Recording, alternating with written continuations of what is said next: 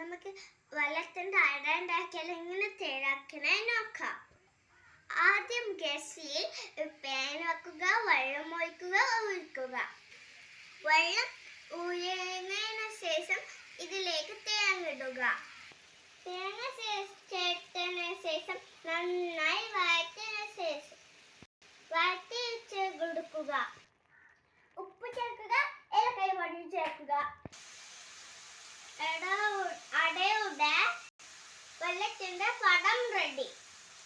അടത്തിലാക്കാം. അല്പൊടി ഉപ്പ് വെള്ളം ചേർത്ത് നല്ലവണ്ണം കുഴച്ചെടുക്കുക. ഇതുപോലെ പരത്തി ഇതുപോലെ വെള്ളം ചേർത്ത് ഇതുപോലെ മടക്കി ആയി വേവിച്ചെടുക്കുക. അടിപൊളി അട റെഡി. സബ്സ്ക്രൈബ്